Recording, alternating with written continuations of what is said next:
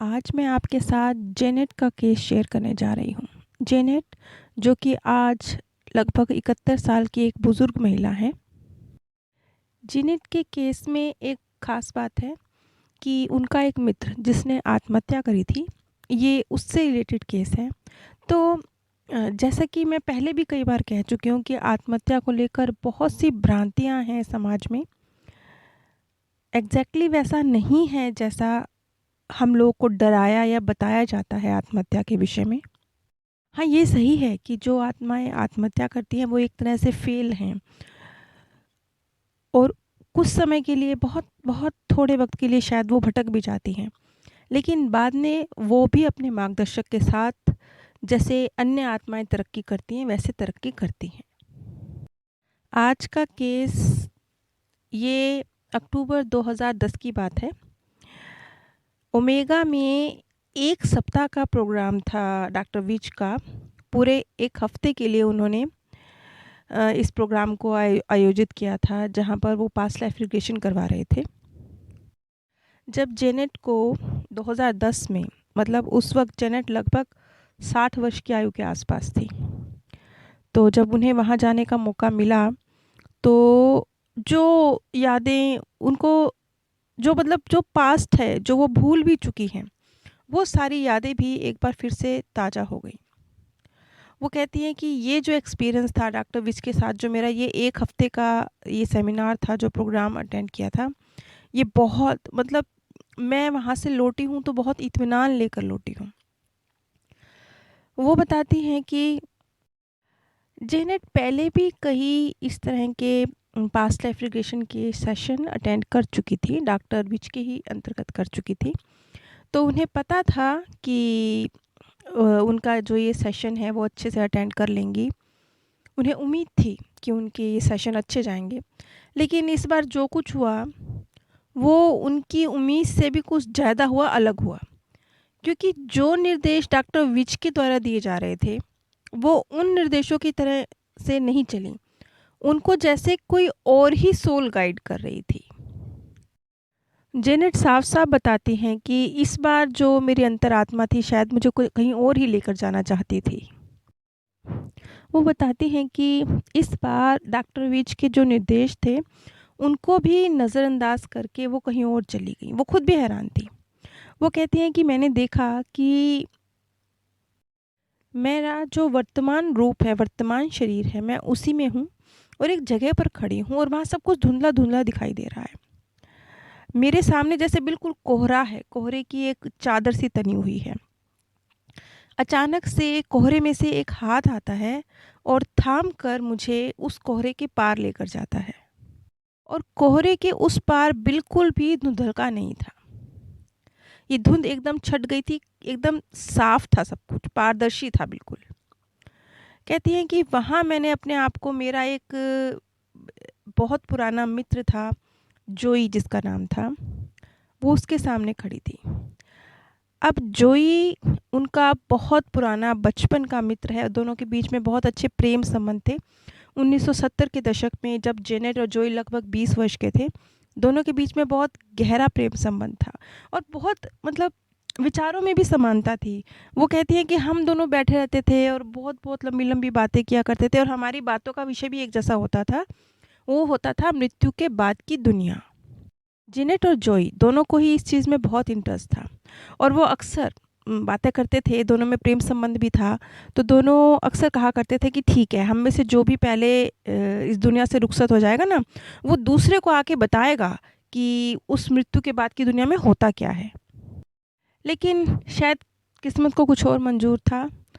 जैसे-जैसे कुछ वक़्त गुज़रा, कुछ गलतफ़हमियाँ क्रिएट हुईं, कुछ इस तरह के हालात बने कि दोनों का जो ये प्रेम संबंध था, ये लंबा नहीं चला और दोनों के रास्ते अलग-अलग हो गए। लेकिन फिर भी जोई और जेनेट की कई-कई सालों बाद जब फ़ोन पर बातचीत हुई, तो बहुत सारी गलतफ़हमियाँ, जिसकी वजह से उनका जो रिलेशन आगे नहीं बढ़ पाया था, बातचीत में वो गलतफ़हमियाँ दूर हुईं और उन दोनों को एहसास हुआ कि बात इतनी बड़ी भी नहीं थी, जितनी बड़ी उस वक़्त उन्होंने इस बात को बना दिया। बातों-बातों में जोई ने जेनेट को कहा कि अब जब भी तुम्हें सेंटा बारबरा यहाँ पर आओ, तो मुझसे मिलकर ज़रूर जाना। लेकिन जेनेट अपना वादा नहीं निभा पाई।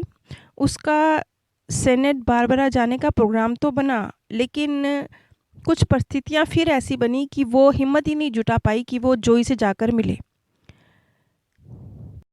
यानी फ़ोन पर बातचीत हुई, गिले-शिकवे भी दूर हुए, लेकिन फिर भी मुलाकात नहीं हुई। और इस घटना के मतलब जब जेनेट जाके मिलने वाली थी जोई से, लेकिन मिल नहीं सकी थी।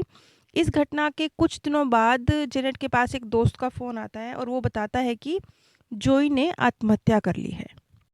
ये बात जेनेट के लिए एक बहुत बड़ा सदमा थी। वो जैसे मतलब वो कहती है कि मैं बस स्तब्ध सी रह गई, मैं पागल सी हो गई, मुझे समझ ही नहीं आ रहा था कि ये हो क्या गया। और वो कहीं न कहीं अपने आप को कसूरवार मान रही थी। उन्हें लग रहा था कि अगर वो जोई से थोड़ा और बातचीत करती, जोई से जाकर मिलती, तो शायद वो जो जिन परिस्थितियों की वजह से जोई ने आत्महत्या कर ली, उनसे बाहर निकाल पाती जोई को।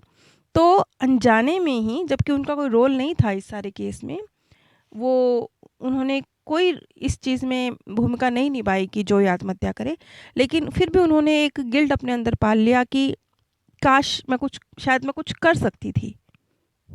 लेकिन अब शुरू होता है मृत्यु के बाद की दुनिया का रहस्य।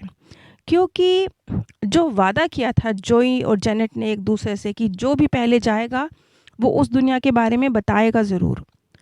तो अब उस दुनिया की जो वास्तविकता थी, वो सपनों के माध्यम से कि मृत्यु के बाद जीवन का अंत नहीं होता है। इस चीज़ का जो सिग्नल था, वो जेनेट को मिलना शुरू हो गया। जेनेट बताती हैं कि जोई की मृत्यु के बाद ऐसा हुआ, क्योंकि वो जैसे जोई से नाराज़ भी थी, एक तरह से अपने से भी नाराज़ थी कि शायद मैं बचा लेती जोई को, और जोई से भी नाराज़ थी कि जोई ने उनसे शेयर क्यों नहीं किया, इतना बड़ा स्टेप उठा लिया, उनसे बात क्यों नहीं करी। नाराज़ थी, निराश थी जोई से, उम्मीद नहीं थी उन्हें कि जोई ऐसा कर लेगा। तो वो बताती हैं कि कई बार रात को मेरे साथ ऐसा होता था जैसे कोई मेरे पलंग को बहुत तेज़ हिला रहा है, और मैं उठ के बैठ जाती थी। और मैं पक्का कह सकती हूँ कि वो मेरा भ्रम भी नहीं था। क्यों? क्योंकि जब मैं जागती थी, तो मुझे स्पष्ट रूप से जोई की बहुत मध्यम सी एक आवाज़ सुनाई देती थी, और वो आवाज़ मुझसे ये कहती थी कि मैं उससे नाराज़ ना रहूँ। ख़ैर धीरे-धीरे जोई ने अपने ऊपर काम किया, जेनेट ने अपने ऊपर काम किया, और जोई के प्रति जो उसका गुस्सा था, उसने उसे ख़त्म किया। अब धीरे-धीरे जैसे-जैसे वक़्त गुज़रता गया, पहले जोई काफ़ी आता था जेनेट के सपनों में। धीरे-धीरे करके जैसे-जैसे वो सदमे से उभरती चली गई, कुछ सपने आने कम हो गए, और धीरे-धीरे ऐसा हुआ कि जोई शुरू में जेनेट के सपनों में काफ़ी आया, और बाद में उसने आना बिल्कुल ही बंद कर दिया। लेकिन इसका मतलब ये नहीं था कि जोई ने अगर जेनेट के सपनों में आना बंद कर दिया, तो इसका मतलब ये नहीं था कि वो उसकी ज़िंदगी से बिल्कुल चला गया था। नहीं, ये मतलब नहीं था। वो वक़्त-वक़्त पर एहसास कराता था कि मैं तुम्हारे करीब हूँ। और वो कहती है कि जो वो एहसास कराता था जोई, ये काल्पनिक नहीं था, ये बिल्कुल वास्तविक था। अब यहाँ तो देखिए ना, ये शायद किस्मत का खेल है कि जेनेट और जोई दोनों ही गहरे प्रेम संबंध में थे। दोनों ही एक मृत्यु के बाद की दुनिया को जानने में इंटरेस्ट रखते थे। ये सब्जेक्ट ही अपने आप में बहुत यूनिक है। चंद एक विरली आत्माएँ होती हैं जिन्हें इस सब्जेक्ट में रुचि होती है, वरना क्या होता है? वरना तो यही होता है ना कि किसी की कोई प्रियजन की मृत्यु हो जाती है, तो 4 दिन आप बहुत सदमे में होते हैं, 15-20 दिन, 1 महीना आपको इन विषयों में बहुत रुचि होती है, उसके बाद आपका ध्यान यहाँ से हट जाता है। फिर आप अपनी उस भौतिक दुनिया के अंदर इन्वॉल्व हो जाते हैं। लेकिन यहाँ देखिए जोई और जेनेट का केस टोटली अलग है।